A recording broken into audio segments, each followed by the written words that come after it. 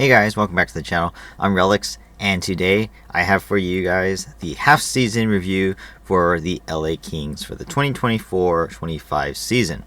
And just like my quarter-season review, we'll be going over all kinds of stuff, including the record for the Kings, goals, assists, point leaders, who's getting good ratings, plus-minus wise, penalties, how's the power play doing, how's the PK doing, and so on and so forth. Overall, it's going to be a general overview for the most part of the entire team. I'm not going to go into like every single game detail and everything like that, or everything that's been going around the league. But I wanted to give an overview of what has been going on with the Kings since the start of the season up to this point. So, without further ado, I might as well just jump in. So first, we're gonna actually go over the team record, because that's kind of the good starting point for the video. The Kings, as you guys can see on the screen, they are technically improved. I have on top of the gray bars in the middle, I have the games played at games 20, the record at games 20, and then the record through the next 21 games after that, at games played 41, and then of course the whole season altogether. You can also see there's also the goals and the goals against, as well as the home away records and the east and west records. So overall, you guys can see on the screen for yourselves, the Kings have improved from the first 20 games to the last 21 games. There definitely was an improvement. In the first 20 games, we ended up being 10-7, 2-1. That's 10 wins, 10 losses. But in the last 21 games, we have 14 wins and 7 losses. So you literally doubled the losses there. That's actually really amazing. And as negative as I was in my first quarter review, and as well as before the season started, the Kings have impressed me a little bit. I'm not going to say it's like the best hockey ever. It by no means is the Kings hockey, like the best in the league or anything like that. They still have a lot to improve on, as we will go over in this season review. But they have shown that, even without Drew Doughty, and even without like high goal scoring players like Draisaitl or McKinnon or McDavid in the league, the Kings can still win games and, make a push for the playoffs. So I will not deny that I have been proven wrong so far on the season. However, that's the kicker. Usually the Kings start to fail as they get closer to the playoffs. So now is the real challenge, and we will see how the Kings will do going forward. But right now they have impressed me, especially the home record, as you guys can see in the middle of the screen. Home record is 14-2-0-1. That's 14 wins, 2 losses in regulation, no overtime losses, and 1 shootout loss. So overall, their home record is very impressive. Obviously, it's tough to win on the road. That's understandable, even though the Kings were pretty good last year as far as being a road team. But for the most part, the Kings being at home, they get it done. I don't know how, but they do. And then, of course, the West and East records as well. Overall, battling the East, I think the Kings have no issues, really, because, we don't see those teams too often. So it's not surprising that the East teams in general don't know how the Kings play, and we don't know how they play. So it is kind of a toss-up to see who wins or loses, including games such as the Lightning game. I believe it was a 2-1 win against the Lightning, if I remember correctly, which I have notes, so I do apologize if you hear any paper shuffling. We did win against the Tampa Bay Lightning. That was a 2-1 win, in fact. So even though the Lightning are a strong team with a lot of offensive players, the Kings did a really good job at home to keep them off the score sheet, and we ended up winning the game. Albeit by a very low score, but that's the way the Kings play. Very defensive, low scoring, and just trying to hold the lead off as much as they can. There are times, of course, that the Kings can score a lot of goals, which we've seen quite often this season, actually, where they score at least 5 goals a game. But, for the most part, especially for the last 21 games, I think the Kings were definitely more on the defensive side of things, and they got things done for the most part, both versus the East and the West. But in general, as you guys, like I said, going against the West, they know us, we know them, so it's a little bit harder matchup than the East. But overall, I am still impressed that we have more wins than losses for both. So overall, very balanced scoring throughout the entire league, and it looks good. It looks really solid. So next up, as you guys can see, speaking of the records, let's talk about the standings. In fact, for the LA Kings, as you guys can see on screen. The Kings sit 10th in the league. 10th in the league. You guys can see I expanded this sheet. This is straight from the NHL app. This is the official NHL app, so it has all the stats and records accounted for. Games played, as you guys can see, after game 41 for the LA Kings, there are quite a few teams on this list, including those in the Western Conference, not just the East, who have played a few more games than us. That gives us the advantage. We have games in hand to obtain more points and climb the ladder. Even with a couple more wins, let's just say we win those next two games, that'll be 57 points. We're right back in there and being sixth place in the league. 6th place in the league. That's insane. As far as I have been watching hockey, the Kings have never been a top tier team in the league, and so for me, this will be a very, very shocking surprise, considering they're doing all of this without Drew Doughty, and for the most part, they are doing this without scoring a ton of goals throughout the entire lineup. That is something that we will discuss as I get to the goal leaders, but as you guys can see from this sheet here for the standings, a lot of impressive things from the Kings, a lot of wins. Goal differential is actually a pretty good plus 21 right now. Obviously, again, we went over the home record and the away records. Obviously, away sucks a little bit, but that's okay. And then, of course, we got only one shootout loss. So far, things are looking good. And I couldn't be happier, to be honest. Very impressive, very good looking stuff here. We also have the wild card I'm putting up now. We are third in the wild card as of this game, the last game versus the Oilers. They ended up getting the 2 points, and we did not. So that was one game that I kind of wish we won. They ended up with 57 points, still 55. We could have jumped ahead of them and be in second place, but unfortunately didn't go that way. As you guys can see from the wild card standings, even compared to the Central Division, the Pacific actually is standing on their own this year. It is usually the Pacific that's like the bottom of the league, not just because they're usually behind in games, but just in general, the Pacific Division is usually weaker as far as overall performance. So very good to see that both the Pacific and the Central, the West in general, are playing strong hockey this year. Both the Winnipeg Jets and the Minnesota Wild are playing very, very strong hockey. So I'm kind of surprised to see Colorado in the wild card spot, but again, it's only half the season, so as you guys can see from the points, it is still a very close race, including those who are outside of the wild card. They can technically win a few games, boom, they're coming right back into the playoffs, so don't count those teams out. Alright, now let's go over the goal leader, or let's go over the point leaders first, because the point leaders are kind of the reason why the Kings are in general winning their games. So let's go over the points and see who's kind of leading the team. But of course, we can't go over the points without talking about the captain, who once again is leading the Kings, Anze Kopitar, with a season total of 40 points. As you guys can see on the screen, the big number, 40 points for Kopitar. Underneath that is a 12-28. That is his 12 goals and 28 assists. The plus 19 that's next to it, the big number, is the increase since game 20. So in the last 21 games, Anze Kopitar has gotten 19 points. That's actually pretty good for him, considering he is one of the oldest on the team. Well, actually, he is the oldest on the team.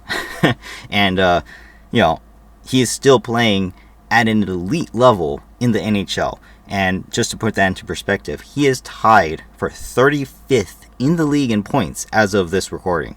35th. That's the entire NHL. that's insane to think that Kopi is still at his age, playing at such an elite level that he's leading his team, but he's also one of the top 50 players in the league. That's crazy. Followed by Adrian Kempe, 39 points. The first 20 games wasn't his way. I was hounding him a lot for not scoring a ton of goals, but he definitely changed that around, obtaining 21 points in 21 games. So very solid. He has now 20 goals, another 20-goal season under his belt, and it's only half the season. He is technically on track to hit another 40-goal season if he continues this trend, if not more. So if he can score a lot more goals, that'd be great. But there are some games where scoring is lacking, and unfortunately he's not one of the guys getting goals. So let's see if he can pick that pace up and maybe get another 40 goal, maybe even hit a 50-goal season. We will see. But those two have been leading the charge, especially for the last 21 games. Very happy with their performance as a duo on the top line. On occasion, Alex Turcotte comes in. Kevin Fiala has been playing with them. When Trevor Moore came back from injury, he played up there too. So there is no real solid, line combination that Jim Hiller has been going with for the LA Kings. But overall, those two have been very consistent and getting things done every game. So no complaints here whatsoever. As for what comes next, Alex Lafreniere, we go all the way back down to the 20s in points. 26 points. In the last 21 games, he got 11 points, 13 on the season. Kind of lackluster. He started the season off really well. We're talking like, one of the better young guys in the entire league. And then all of a sudden, last 21 games, kind of fell off a little bit. As far as year-to-year production, I am impressed. He has turned into a decent two-way forward compared to last year where I felt like he was just there. He was just a plug-in player. But this year, as far as compared to the rest of the players on this list, he has impressed me a little bit, and I hope he continues to trend in the right direction. He's one of those guys where, he only needs 7 more goals with half the season to go. He's got to get the 20-goal season. If he can hit a 30-goal season, he'd be a solid option for the Kings going into their future. I mean, he's young. He's very agile. He's a great forechecker. Overall, he has impressed me this season, and from year to year, that is a huge improvement. So if he can keep that up for the rest of the season, I'll be really happy about that, especially being third on the team in points. Fourth in the team in points is Foegele, 23, 11 and 12 with 13 points in the last 21 games. That's crazy that this guy comes into a new team and all of a sudden just clicks. Better than the guys just to the right of him. So I'm very shocked. Overall, I would say he's probably one of the most consistent players alongside Kopitar and Kempe, who from game to game basis, you know what to expect, and he does it perfectly. He's a straight up two-way forward, who could play the power play, but doesn't, and he also plays PK perfectly. So overall, I'm very impressed with Fogel's game. Followed by Clark, Fiala with 22 points each. As you guys can see, the plus points not as high as you would expect from Fiala or even Clark, who should be the number one offensive defenseman on the team with Doughty out. But we'll discuss that a little bit later as well for Clark. But in general, their point production's a little lackluster. 22 points for Fiala. He should be at least in the 30s at this point in the season, but he's not. So things need to change. I don't blame him entirely. He is moving up and down the lineup a lot, and he is not finding chemistry with his line mates. So things need to change, going forward the last half of the season, but we'll see what happens. With Drew Doughty coming back, let's see if Kings continue to do the 11 forwards and 7 defensemen, because who knows, maybe Fiala's getting fatigued from playing so much time. I don't know, but something needs to change. I'm glad that he's goal scoring, as far as having 14 goals, but overall he needs to improve his overall game and score more. Followed by Fiala is Danault, 21 points, 11 points in the last 21. Very, very bad start to the season. I'm not gonna shy away from that. I think Dano's been one of the bigger disappointments on the season in general. 21 points is still not a lot for him. I expect him to at least get 15 goals season, and only having 3 goals at this point of the season, it's not good enough. He needs to stick to his game, stick to the front of the net, and get some deflections, get some tips, get some redirects, get the greasy goals that the Kings need from time to time. Unfortunately, he just sticks to the outside and hardly spends any time in the offensive zone. I think he's focusing way too much on his defensive game and not enough on his offensive game, like Kopitar is. So Dano needs to fix that. Just below him is Byfield with 20 points. Just signed his new contract this past off season, and once again he's fallen back down to not being able to produce on an elite level like he did last year. I'm glad that he got 11 points this past 21 games to make up for the first 20. However, it's not good enough. For the contract he just signed, he also needs to be in the 30s right now. Unfortunately, that is just way too low. 20 points straight. Needs to get better. I am happy with his game in the past 21 games. It has gotten better as the season went along, but that doesn't excuse your lack of starting, considering I considered him one of the best players last season, throughout the entire season and the preseason. So Byfield need to do better. One of the biggest disappointments is the guy after him is Trevor Moore. He was our leading goal scorer from last year with a 30-goal season. Now he only has 6. It's already half the season. He's on track for 12 goals. That's just way too low.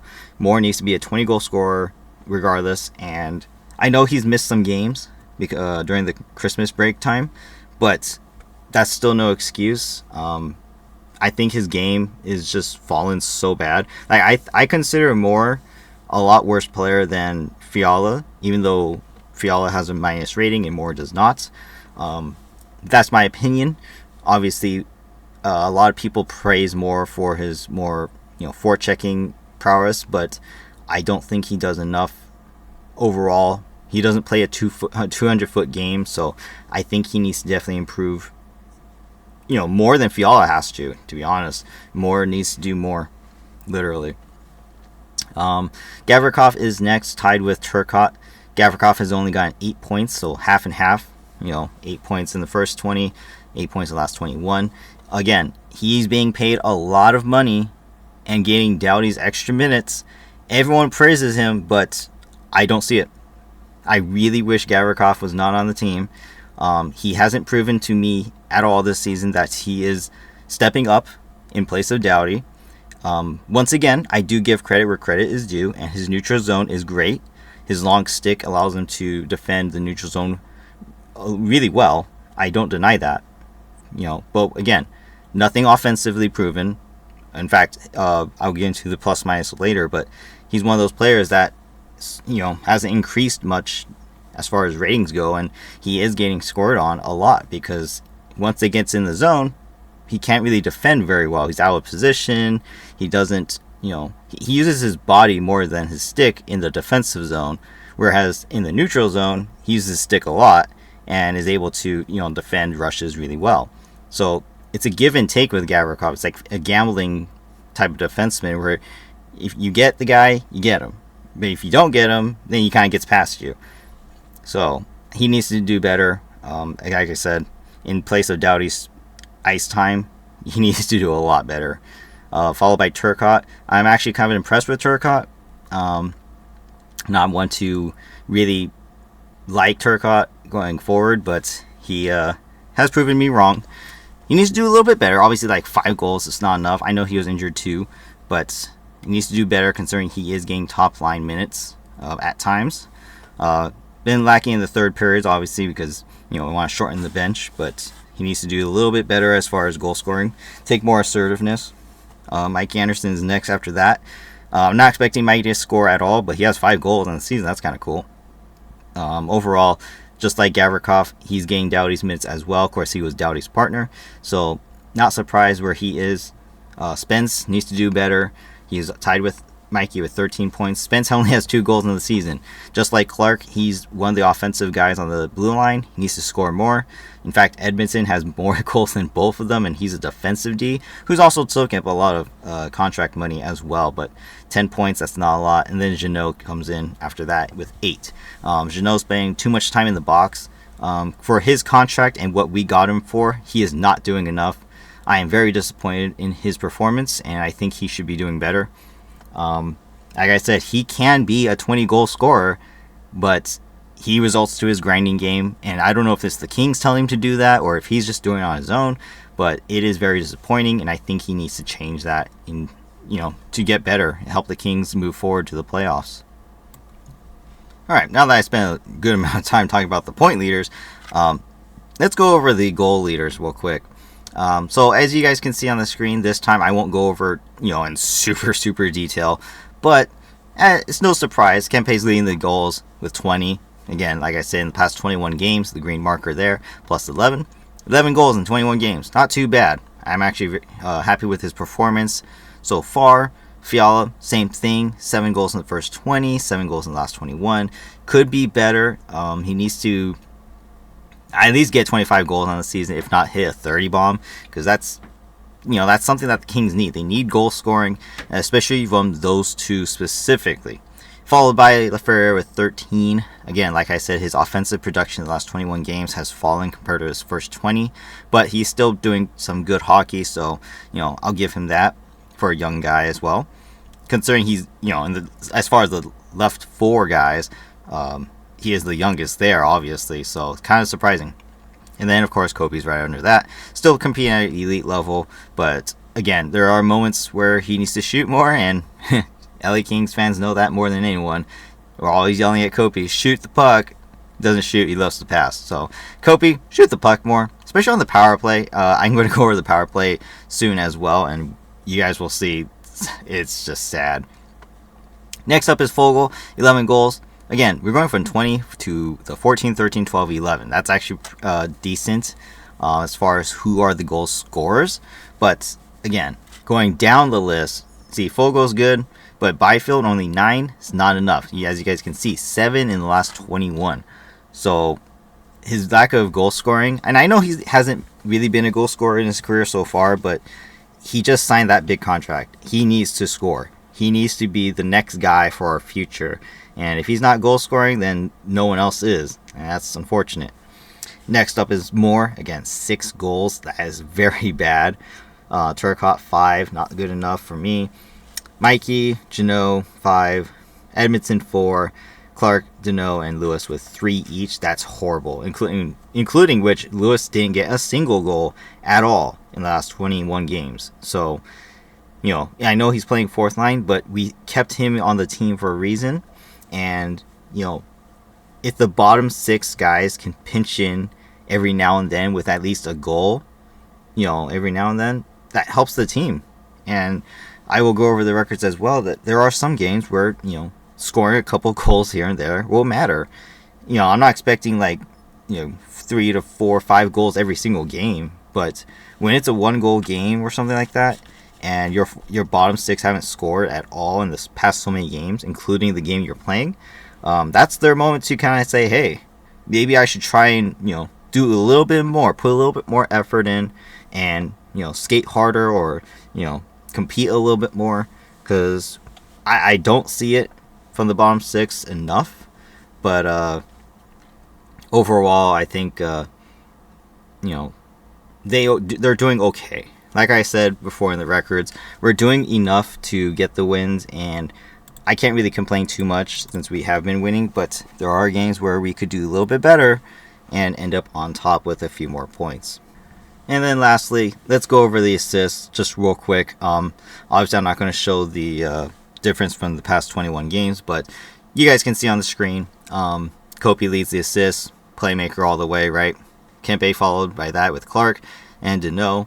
That's understandable. They are the kind of the backbone of the team, so it's no surprise that those guys are leading the assists.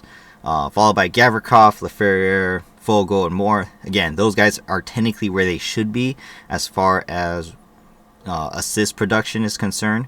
Then the next three guys are the guys who are not doing enough. I think Byfield, Turcotte, and Spence need to pick up their games and do more.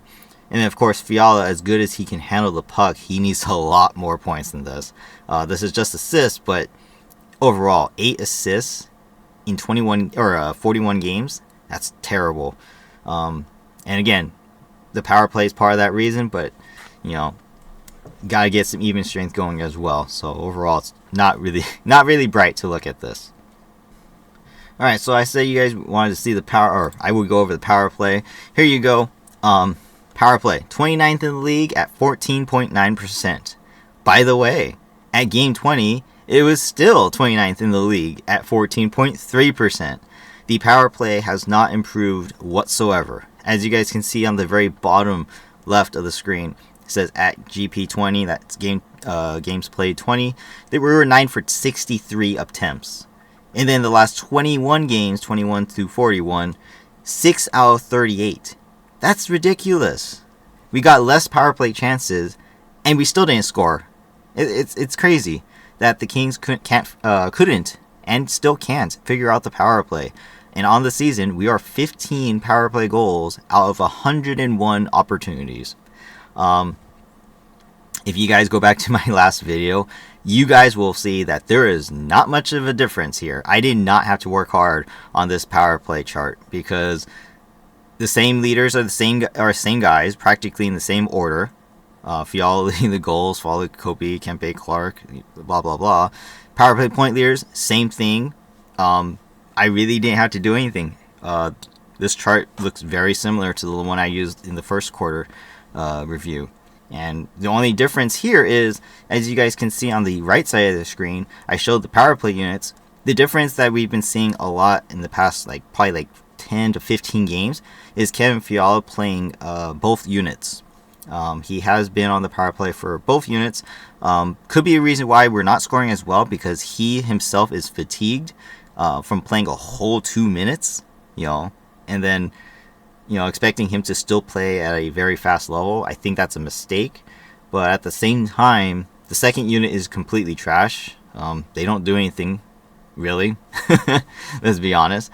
But I do like the setup that the first line has been doing. It's just the fact that they're not putting in the net. Great opportunities here and there, but unless you're putting in the net on a more consistent basis, it's not working. You need to change things up. Overall, I think Kopitar needs to be one of the shooters, and yet he is never the shooter, and that's kind of concerning. But overall, this power play is very disappointing. 29th in the league at game 20, 29th in the league at game 41. Yeah, you need to change this. Completely reconstruct this power play. I don't care if the strategy is the same. You need different players. You need different guys working together, because it is not working right now. So, very disappointing to see. And then we move on to the Kings PK, and at game 20, it was ranked 16th with 79.7. It wasn't impressive. That's the middle of the pack. Very disappointing. But in the past 21 games, it has improved immensely, and it is now 9th in the league at 82.1%. So, percentage-wise, it's not great. Obviously you had to dig yourself out of that hole. But as far as overall performance, it's getting better. It's not great, to be honest, but it is okay. The shorthand points did not change whatsoever. We didn't get a single shorthanded goal this entire time. Just like the power play, you guys can see in the bottom left corner, the amount of times we were on the PK through games 20 and then games 21 through 41. Took less penalties, so that's great. Just in general, it needs to get a little bit better. There are games where the opponents are scoring on the power play, and it kind of cuts through our momentum. But overall, I think the past 21 games have been an improvement, and I can't really say more than that. It's, great hockey, great defensive hockey. And then, of course, on the right side of the screen, before the portrait next to Spence was empty, but now Moverari has come in, and playing the 7D, he's actually proven to be very useful since coming up from Ontario and taking over basically for the sixth defenseman job, scratching Kyle Burrows, who plays practically like 2 to 5 minutes a game. Why do we keep doing this? I don't know. I mean, you might as well just not have Burrows in and play a fourth line instead of having 11 forwards, but I don't know. I think it's a huge mistake, and I think the Kings are getting fatigued because of it. But that's just my opinion. I don't know what's going on in the locker room, but that's what I think. But overall, the PK has been a kind of a blessing at this time, considering the power play sucks so much. So that's good. Special teams are kind of balanced out. So real quick, we will also go over the face-offs for the forwards. As you guys can see on the screen, Kopi still leads, 56.1% on the face-off dot. That's great. I'm really happy that it's above 55%, and which it was 56% before. Dano 53.4. Byfield dropped 43.9. That's terrible considering he's the third center. And on the right side, you got Lewis, Hellenius, and Turcotte. Hellenius came up from Ontario and took a lot of face-offs. But overall, all three play center, and yet all three kind of suck. So it's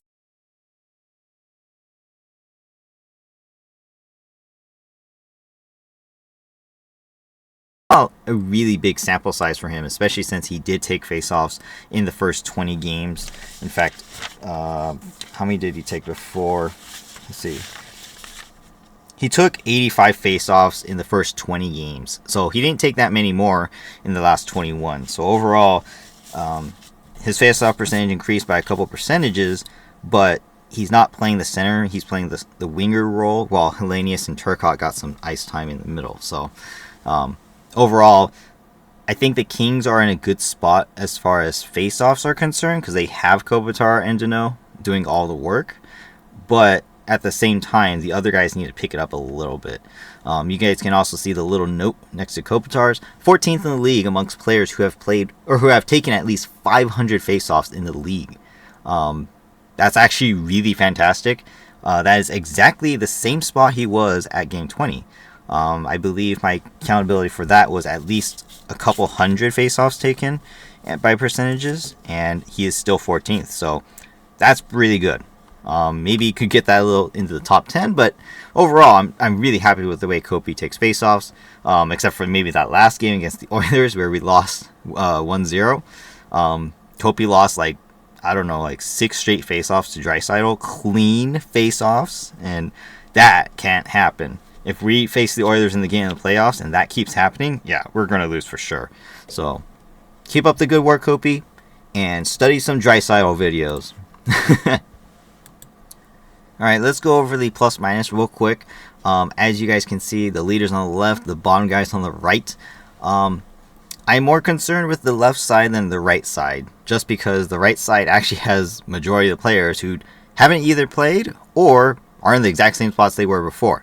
The left side, though, the leaders, you guys can see there's the green numbers again, just under their big numbers. The big numbers, that's where they are at now on the season. And boy, am I happy to see those big pluses, because that's something that the Kings aren't usually used to, to be honest. So seeing the green pluses under their numbers is a fantastic sign. For the most part, I have no real complaints, except for Mikey Anderson and Vladislav Gavrikov. Those two specifically, the reason I'm pointing them out is because, again, as I mentioned before, they are getting Doughty's extra ice time. They are the guys who are playing more minutes, averaging the most time on ice, which I will go over up next, time on ice on the team, and, are constantly having to make the plays. Now, am I expecting someone like Mikey Anderson to score? Not particularly. He's a defensive style.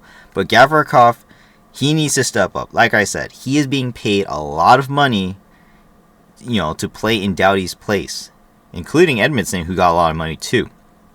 So those guys need to step up and get their ratings up a lot higher.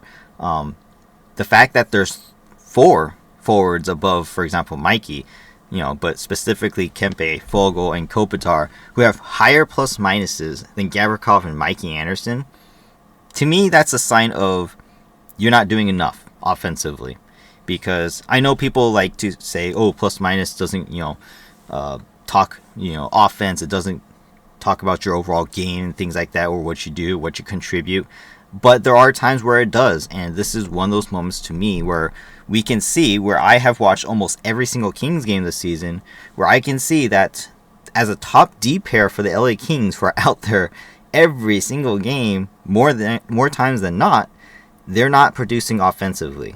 And the single digit plus minus increase from games 20 to games 41, that's a concern to me. If you're not scoring enough offensively for your D-core, then how are you going to win more games going into the playoffs? It's just not going to happen. Everybody needs to contribute a little bit more and be a little bit more offensive. So that's why I'm pointing those two out specifically. I'm not saying they're playing the worst hockey ever. It's just that I wish they would do a little bit better. But we'll see what happens, because Doughty is coming back probably within the next half a month, if not to a month. So I'm pretty sure he will get the offensive scoring going again, and we should see an improvement amongst all the defensemen if Doughty comes back. So we will see. But as far as the bottom, the only one I really want to talk about is Fiala. Again, he has a -4 since game 20.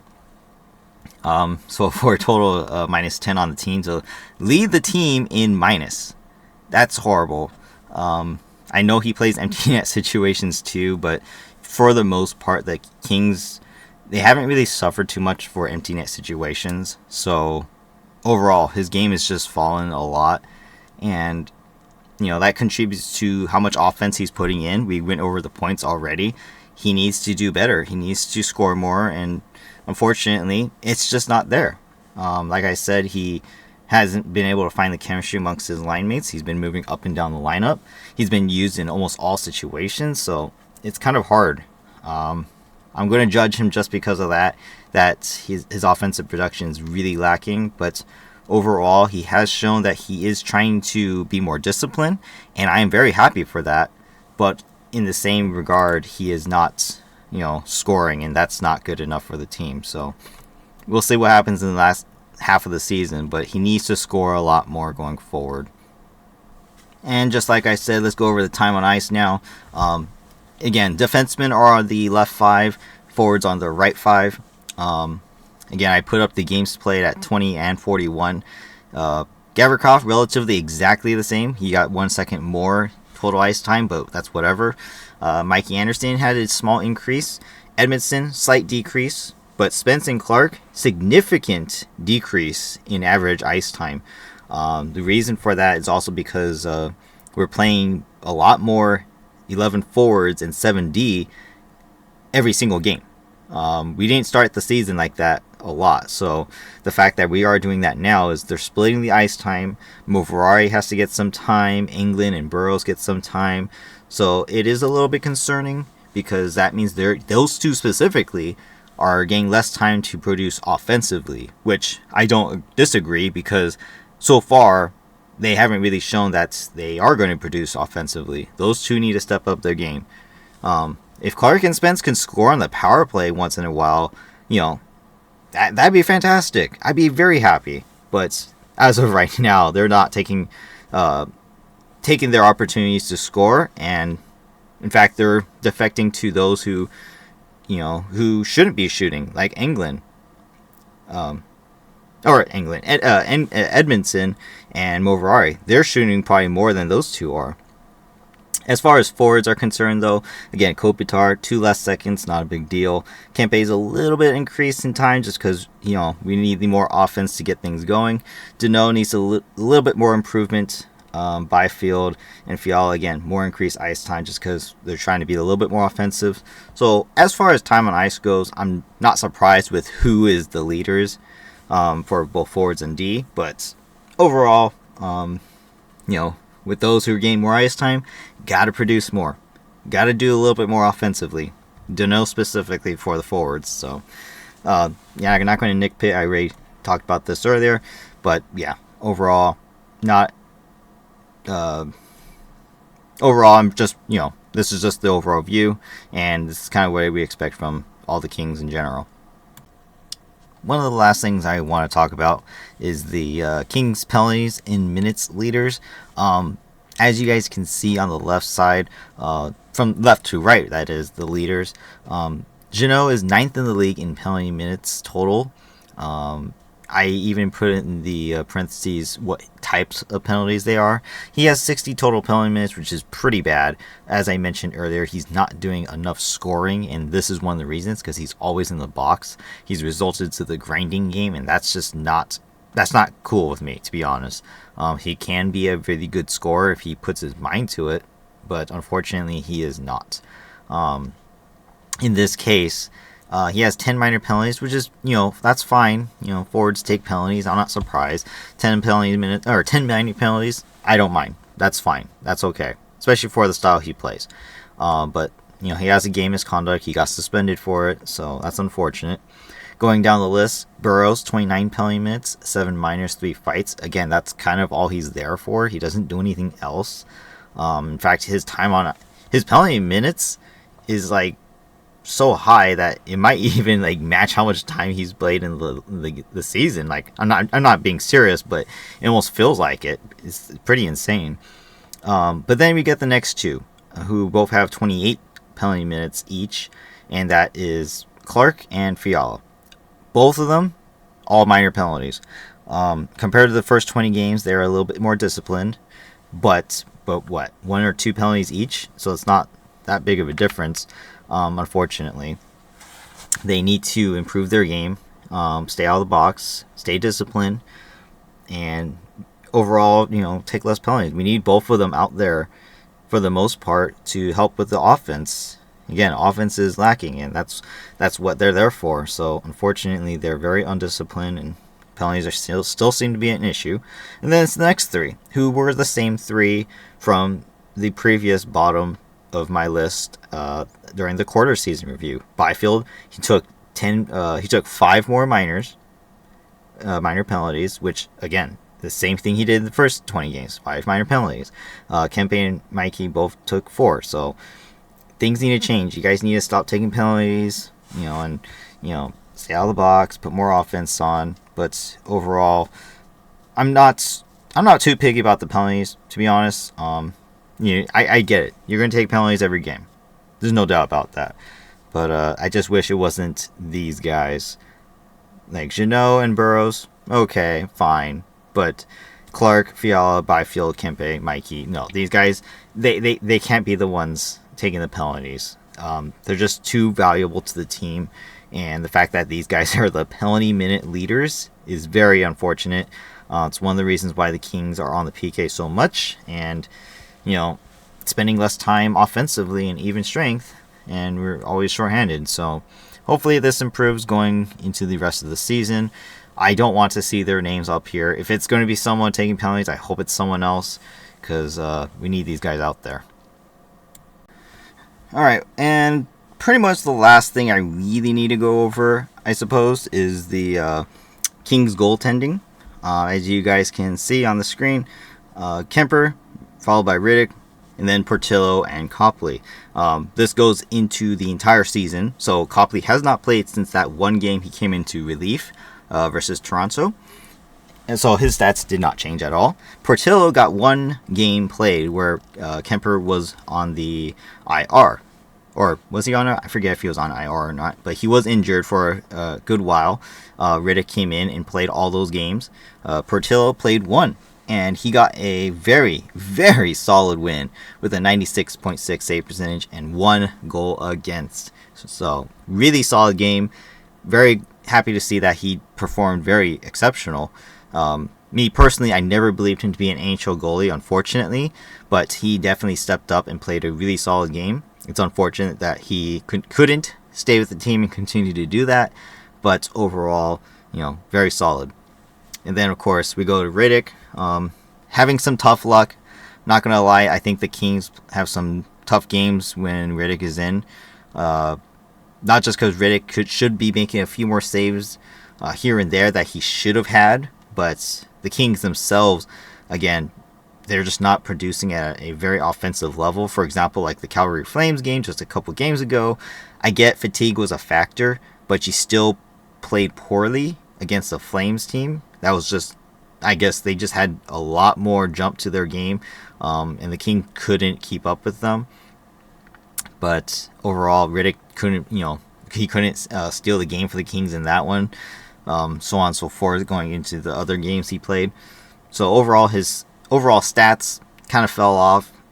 More wins than losses on the season, so that's good. But the save percentage and goals against needed to improve a little bit.